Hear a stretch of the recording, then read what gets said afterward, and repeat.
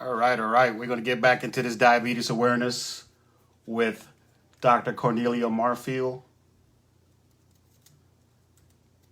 Once I get him entered, I'll go ahead and send the join request. We have a little technical difficulties. My apologies.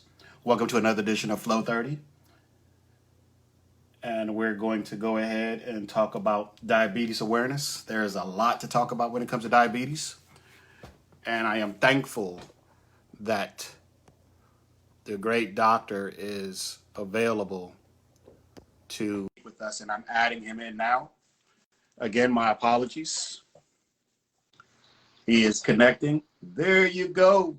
Yeah, I think what happened is the laptop. The laptop is not giving me this option that I just had on my phone. Got And you. the reason why I know it because I tried it live and it didn't work for me either. So I knew it's not. I know I can follow instruction, but I can't follow instruction if I don't have the sign. I understand. All right, so Like we're live. All right. be able to let me see something. If we can share this, Okay. be able to share some of this to the good folks that Okay. wants to listen in. All right, I got some shared.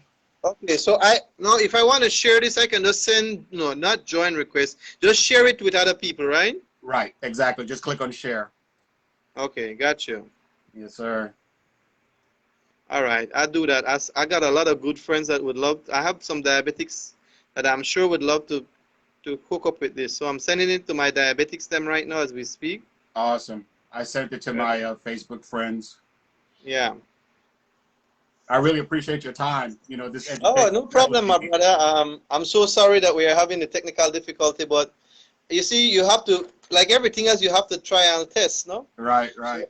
the logistics is that you are telling me to look at the bottom, and I'm looking, I ain't seeing nothing, brother. But as I do it on my phone, I saw it. So I Gotcha. need to probably fix the setting on the laptop. Probably. So why don't we go ahead and get started? I'm sure the Yeah, people sure. will jump in and they'll probably see this later on. Go ahead and give us a little bit of history about yourself. Yeah. So my brother, I want to thank you, Crad, for inviting me. I've been dealing with diabetics for over 10 years now. What got me into diabetic healing and management was when my dad died from cancer and my good friend died the following day beside him from diabetic renal failure. Oh And wow. my good friend, they used to call him Master Builder. I saw they cut off one toe, then they cut off another toe, then they cut off another toe. He began to swell, kidneys collapsed. Within 6 weeks, he was history. And for some reason, that touched my heart.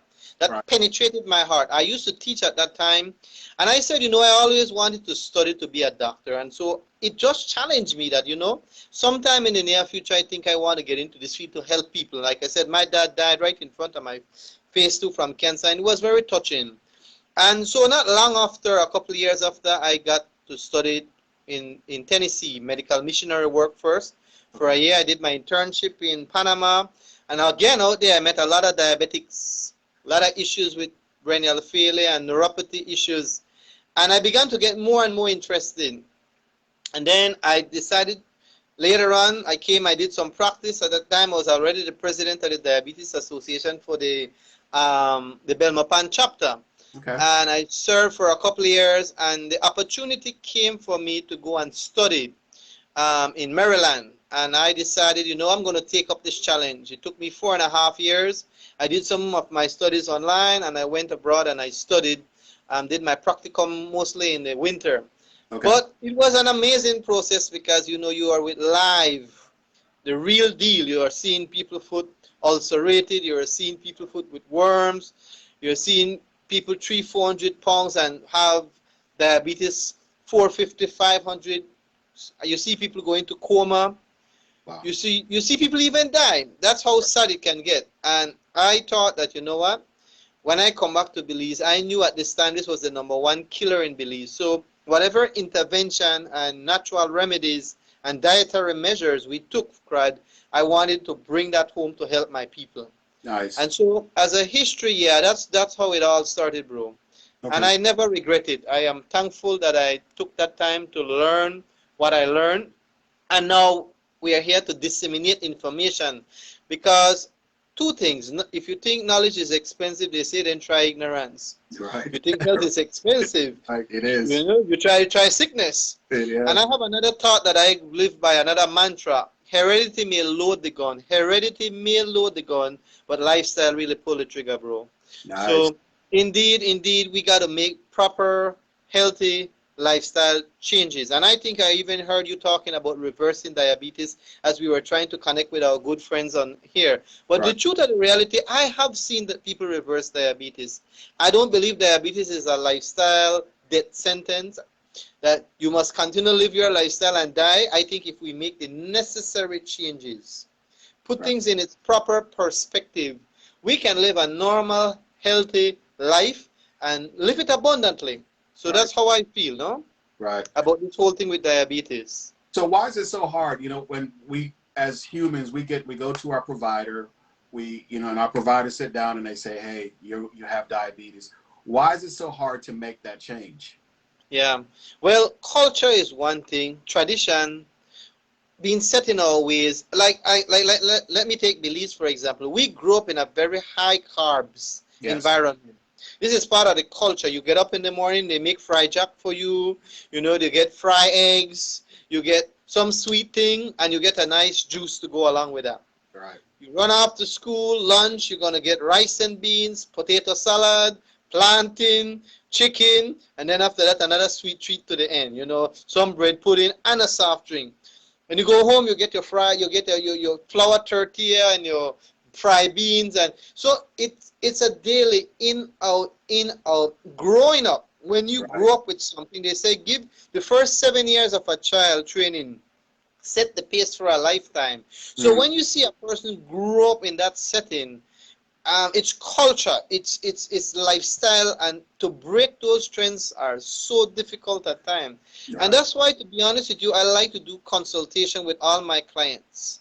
Not that I want to make a little extra money, but I really see the necessity for them to Right. get down, and we can sit and we can assess and we can analyze. Listen, do you understand why you're eating the way you're eating? It could be emotional eating disorder. Wow. Maybe you're stressed, maybe you're having relationship issue, you're having problem at the job, and food can be very comforting, especially nice food, right? A Yeah. nice sweet food gets to the stomach and to the mind, and you feel good. Yeah. Not understanding a lot of calories. So there's a psychology to eating. Right. There is a psychology to eating, and I think if we can find the root issue. Sometimes the problem is not the eating. There are deeper underlying issue, my brother. And if we can find those issues, once we identify and we start to deal with those issues, then we can probably address the eating problem. So it's very deep. It's very deep.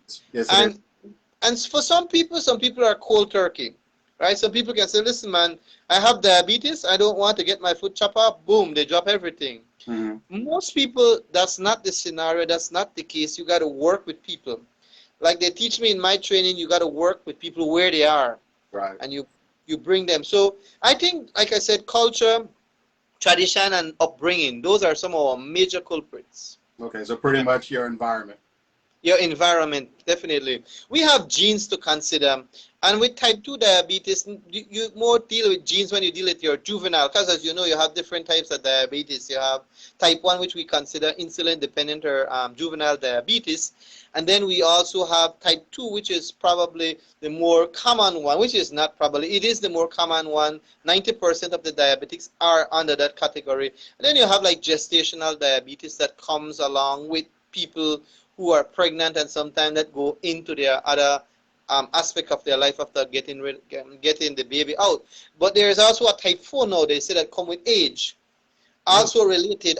So we find that a lot of people are into that, growing into diabetes with age, and people who from young to senior just develop it because of the way they eat. And a lot of this has to do with the visceral fat around the tummy, lipoprotein that accumulates at your cell. So we have a cell, we have an insulin receptor on this cell, and the thing with the insulin receptor, it gets clogged up with a lot of toxin. So I have a key called insulin that my pancreas produces, but I'm trying to open up this insulin receptor to get these sugar in my cell, but because this is so clogged up, I cannot open it. So we get what is called insulin resistance. And a lot of this insulin resistance occurs because of lipotoxin. Lipotoxin means lipid or fat toxicity that comes along with it. And it comes with a lot of stuff, what we inhale, the food with pesticides, stress, adrenaline, all of this is toxins that our body don't necessarily want. And they accumulate with all that fat that we accumulate, and it grows and it gets bigger. And before you know it, the sugar cannot go into what we call our working cells. So then it remains in the bloodstream and it travels throughout our body and it does havoc. The complication of diabetes is no respected to any part of your body. If you start from the head, from the crown of your head right to the sole of your feet. So it can cause stroke, it can cause cardiovascular problem, it can cause impotence in men, it can cause neuropathy at the feet, it can cause kidney failure, it can cause retinopathy in the eye. I mean, it is a disease of the blood. And that thing is traveling around, and the sugar is like you break pint bottle and you throw it in a tube. This is a lot of sharp crystalline structures, and they cut nerves. In essence, that's what they do. They cause nerve damage. As you know, as a nurse, we call that neuropathy. And this is the thing. 90% of my clients that I see for foot care have neuropathy problem. I have my tools. I do the vibration, or I do the monofilament test.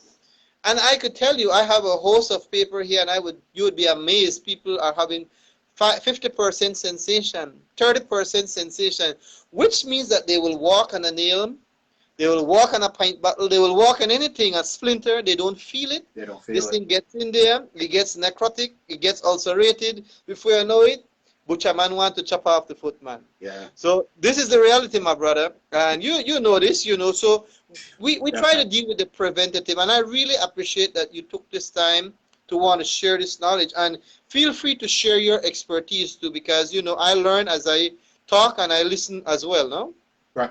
My expertise I was diagnosed with diabetes in 2017.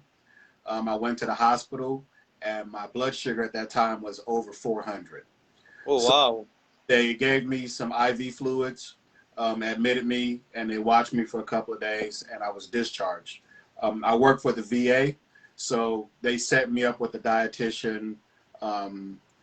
I started my own exercise regimen. To date, I've lost a total of, I said earlier it was 46, but I lost a total of 56 pounds. And Right. then I stopped drinking all of the sugary drinks. I got away from the carbs, and it was just strictly water, vegetables, and certain meat. Certain fruit I ate, because I've come to learn that the best fruits for a diabetic are your strawberries, your blueberries, your raspberries, and your black. Whatever helps the skin is generally good, right? Those are all low in sugar, so those are the vegetables. Low glycemic index, yeah. Right, and then I challenge myself to walk at least a mile to 3 miles a day. Excellent. And that is a very critical part. A lot of people don't understand the power of exercise. Right. A lot of visceral fat will only form with inactivity as well. So the more active we are, one, you're going to burn more sugar, and you're going to less likely to have those lipotoxin forming, because you're burning. See, when we burn sugar, the sugar will not be stored as fat, because the next problem that happens when we have excess calories is that the body will find a mechanism to store it. One of the things it does, it first stores it through the liver in the form of glycogen. Right. But when you can't store enough glycogen in your muscles, then the body got to find other ways and means. And then that is where these fat tissues and these fat cells are formed, and then they are dumping it in there because they don't want to stay in the system. So that excess calories is stored. And I work with a lot of patients that want to lose weight as well.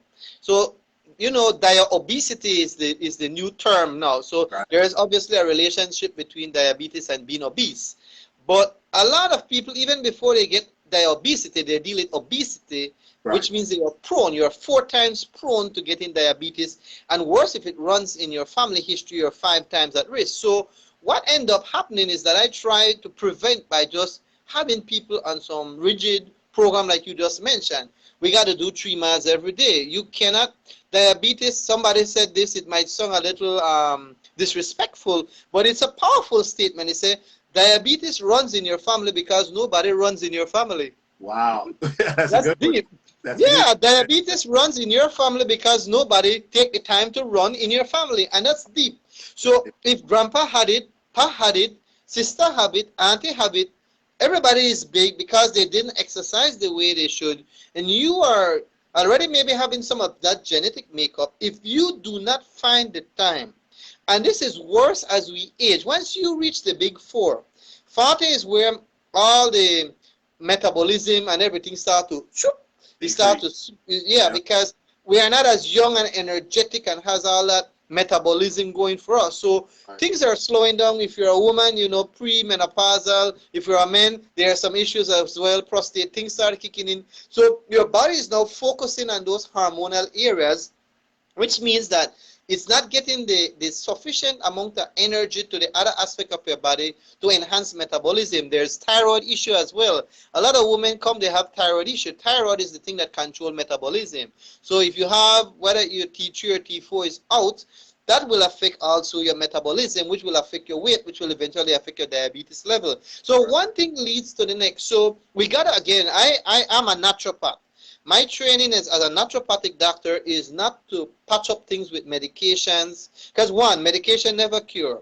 Right. All right, we gotta be real. Right. Medication is just a band-aid for the problem, and it has its time and its place. But I would hate to see someone living on metformin or glyburide or even insulin for the rest of your life, knowing that there are lifestyle changes that you can make that can very well control your sugar, or even for the best part, to reverse it. Now that's good news. Right. You do not have to live the rest of your life punishing. That's my message every day. You make the necessary changes, you will see the necessary changes that you're looking for. Yes, sir. Let's talk about the blood work that's involved that will let somebody know that they're either pre-diabetic or diabetic. Right. So I saw somebody ask that question. I think she said she had 116. So you know we have fasting glucose level and we have random fast and random testing. But generally for the fasting, as far as I remember, we don't want to get anywhere between 100, 110 is acceptable. Once you're fasting and it goes above that, I think up to 175 there, you are already considered pre-diabetic. And anything above that, we know definitely are diabetic. So it is key that if you are having symptoms, because this is another thing that leads to that question. If you're not diabetic yet, or you're pre-diabetic, or you have symptoms, or you know it runs in your family, it is best you go and do a fasting glucose test to make sure your levels are just between that 100, 110. Anything in excess, 125 and more, you're already in danger zone. Another good test to take is the, the HbA1c test. Because I like that. That's a more accurate test. It shows how the hemoglobin and the sugar coagulates over the last 3 months. So you get a more successful test, because the thing with just doing a random test or even a fasting glucose, I can very well cheat. You know, I can decide I'll be a good boy between last night and this morning, but I must finish with you. I'm going to go and drink 2 Coke. Right. You're actually cheating. But if I can track you down for the last 3 months, now that's a different level. So the HbA1c, I think, is even a better test, and especially if you're having already diabetic complications. But go ahead, you had something in thought as well. What is the normal range as far as for Belize? I don't know if the normal range is worldwide, but what is the normal hemoglobin A1c range? Okay, it's normally 6.5. But what I'm going to share with you, because this is a training we did, it was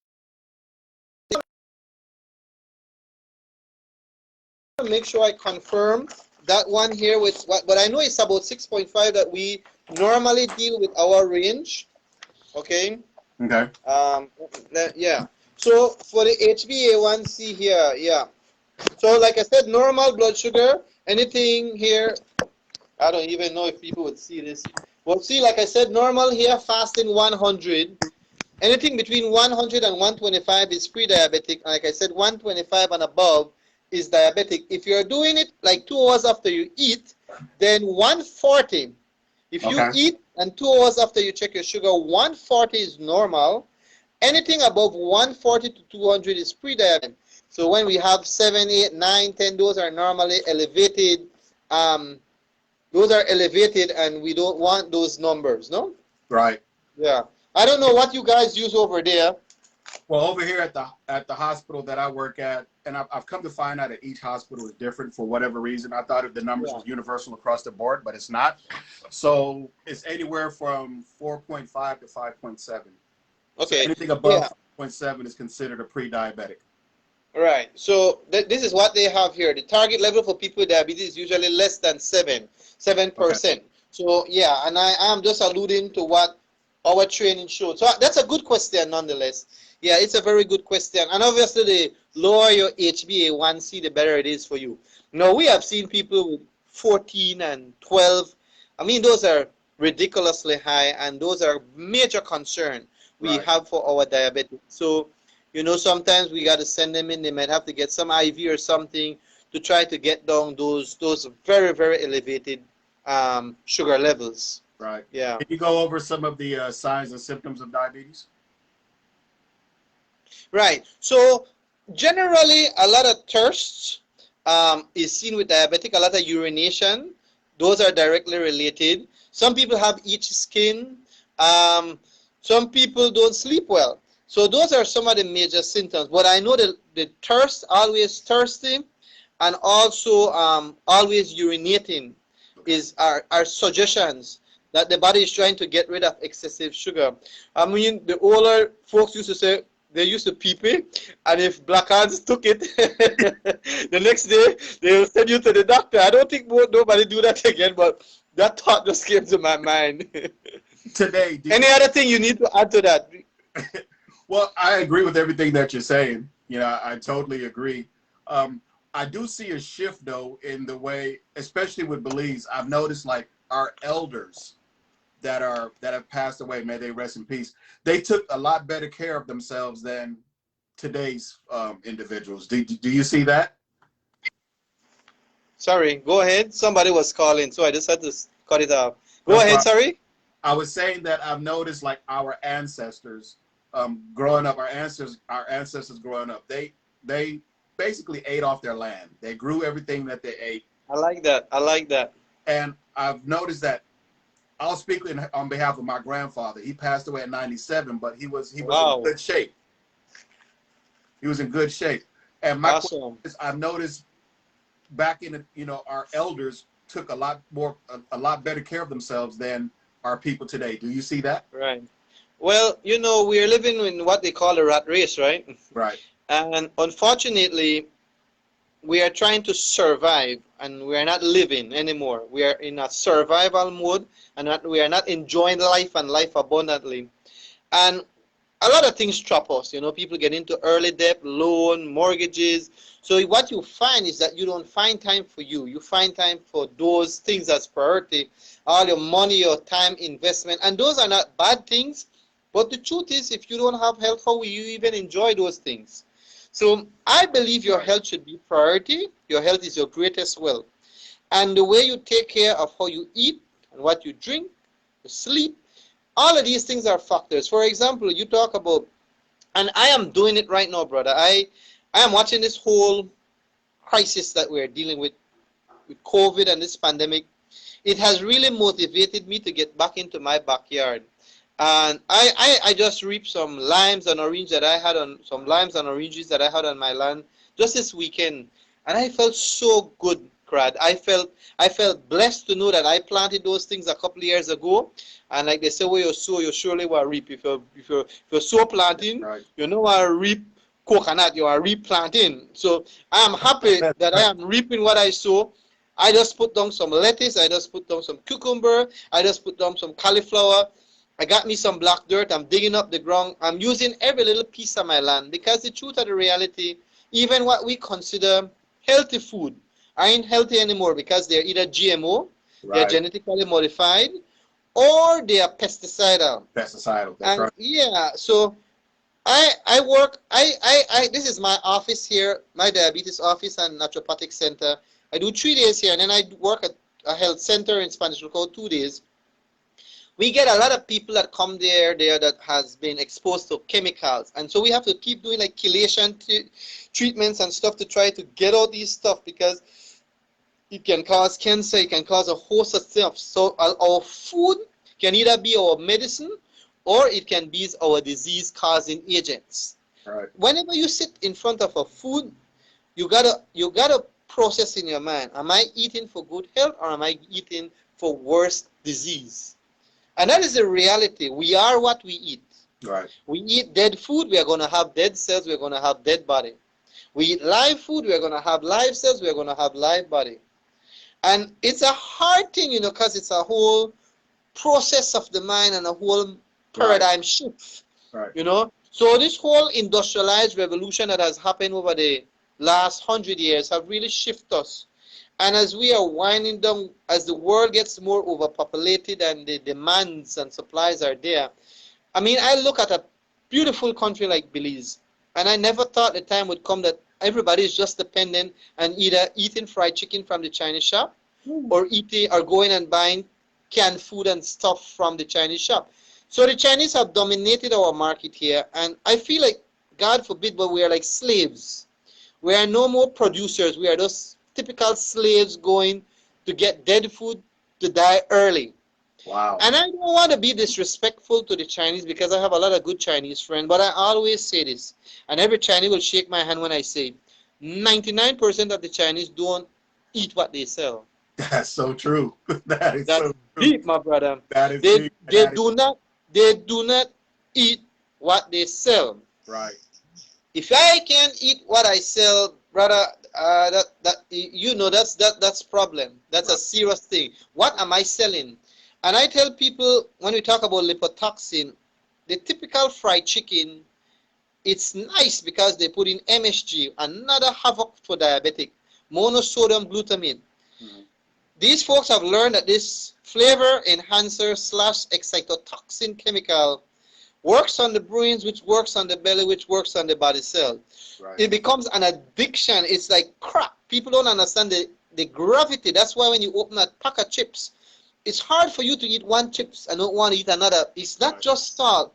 It is loaded with MSG. It's what is found in malheur. It's what is found in accent. This is a chemical that is designed to have you addicted. And it's not a good addiction. It's something that will harm your body eventually. There was a research that was done in London a couple of years ago on 2 albino rats. They were twins. They looked the same way when they were born. And they injected one. They subject them for 3 months trial and error.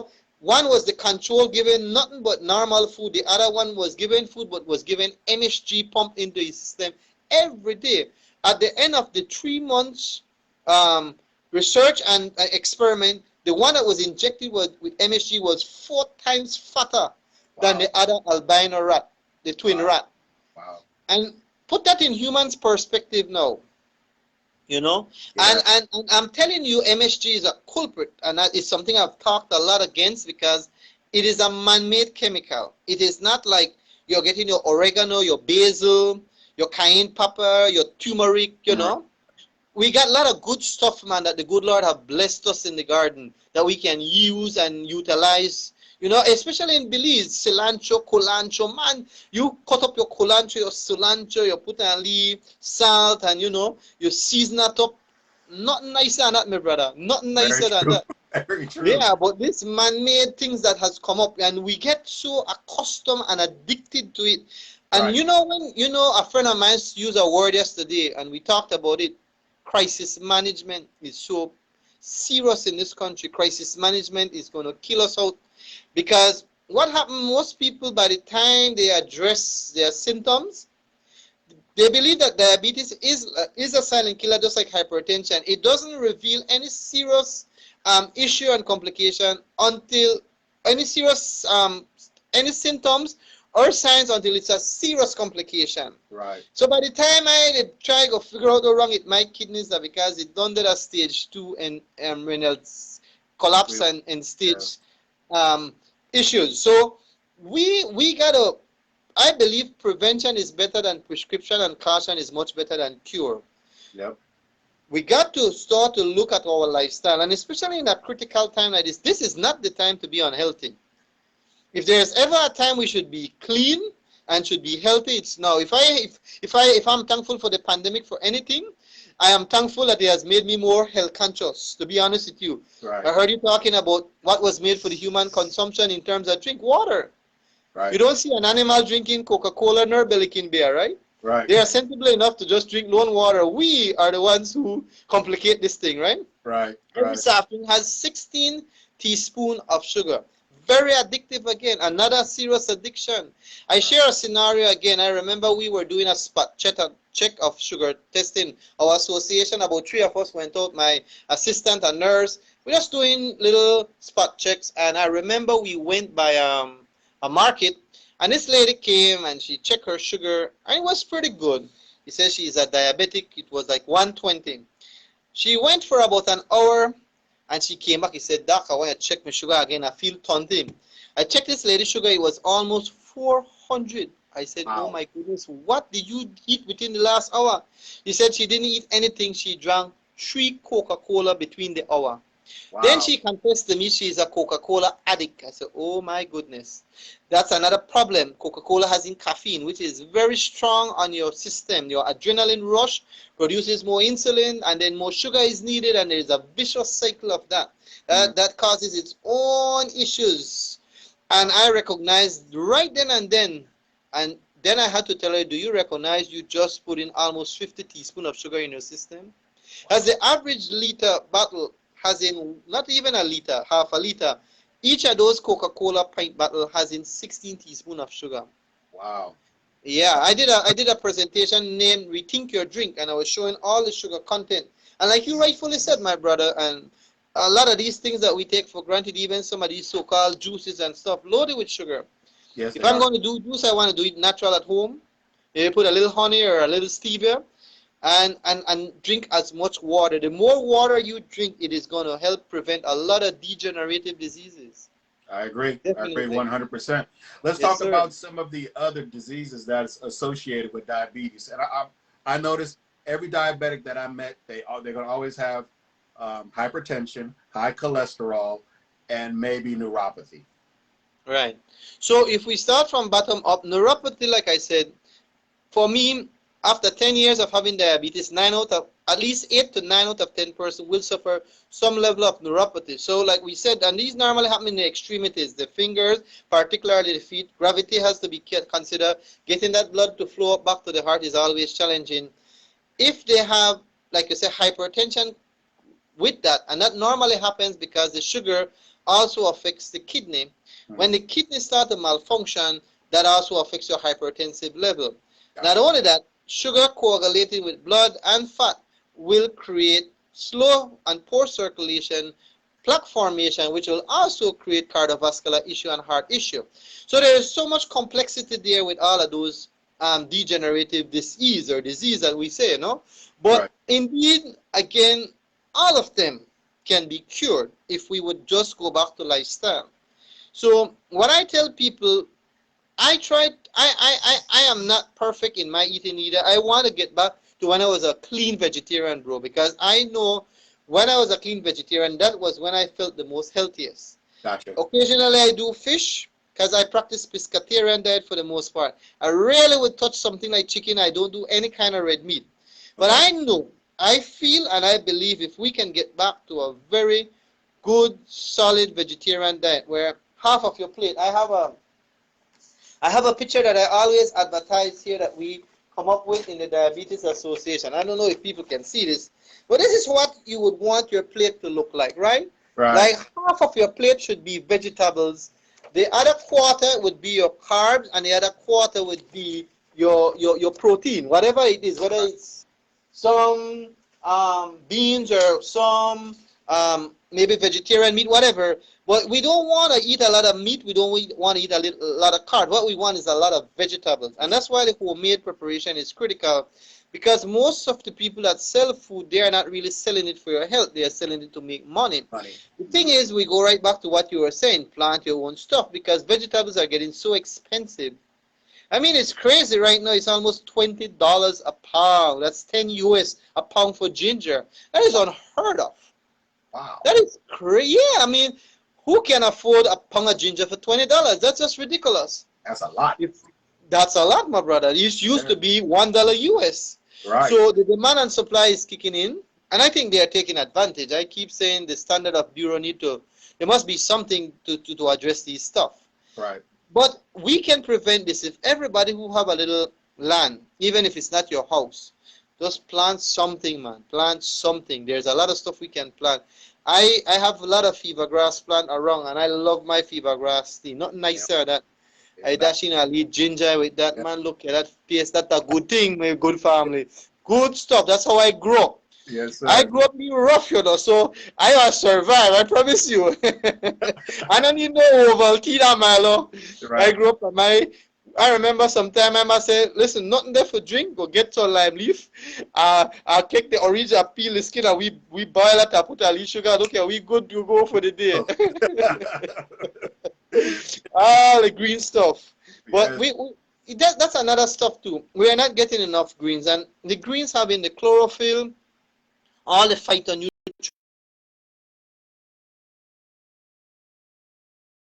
for example, are very good for diabetics. I went to a conference and I learned that broccoli is very good for diabetics. So eat a lot of broccoli if you're diabetic. And then eat your tomato and stuff for cardiovascular, like you were asking about these other diseases. I mean, hypertension, generally when you have a diabetic case, you have a hypertensive case. When you have a hypertensive case, you have a diabetic case. Definitely.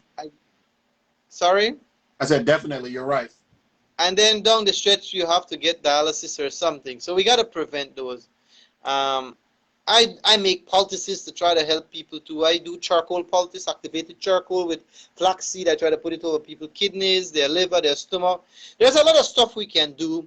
But if you give me a choice, I prefer do this that I'm doing than do treatments. I understand. Prevention, education. A people who is properly educated can make much better choices. Definitely. If our audience wants to get in contact with you, how would they do that? My number is 625-4231, 625-4231. I'm here in Belmont Mondays, Wednesdays, Fridays. I have my office right behind the Election and Boundary Building. I'm actually attached to it. It's right down, Market Square. It's 2 buildings behind Angelo's Press and adjacent to the Belize Bank. Very easy to find. I have my sign. In Spanish Lookout, when I'm out there on Tuesdays and Thursdays, I am at the Shining Star Health Center. And I do diabetic foot care and a number of other things out there as well, no? Nice. And as far as education, if folks want to get more educated on diabetes, where would you point them? Because of COVID, a lot of people don't come out that the way they should. So a lot of what we're doing here is what I do. And I don't even charge for it. I always tell people set up a FaceTime or just do some Zoom meeting. So what I've been doing, a lot of companies, I've had BTL and I have had at least 3 companies or 4 companies this year that invited me in to do Zoom and team meeting. That's a good way to get some amount of education out there. Individually, I find time for people to use the technological advancement, but here is an educational center too. This is a wellness center. So we are more than willing to do consultations, and with a little fee, of course, because we have bills to pay. You know, I am more than willing to share. I have several PowerPoint when people come. I go through the PowerPoint. I do all vital checkups. So I do your pH test. I do your sugar. I do your blood pressure. I do your heart. I do everything. Because I want to make sure that we at least have the basic vital checkups. What I normally recommend, unfortunately, I don't have a lab work here, but I would say if you're diabetic or pre-diabetic or think you're diabetic, go and do some tests. Do like your kidney test, do some creatine, get your bun, get your hemoglobin, get your HbA1c, or a regular fasting glucose test, do your cholesterol test. These are things that when you come to me, the more knowledge you bring and the more screening and testing I can evaluate, then I have a better idea to help you in my field. Because if you come and your creatine and buns are high, then I already know this is kidney issues we're dealing with, and I can probably help you. If you have high cholesterol, high triglyceride, then we have blood purifier, we have detox packages, I have colon cleanse, I have thing to help with the tummy. There's a number of natural products that we have available. But I got to see the prognosis first. So that's a very good point you're making. Awesome. Well, I really appreciate the conversation. I hope we can talk again because I really want to.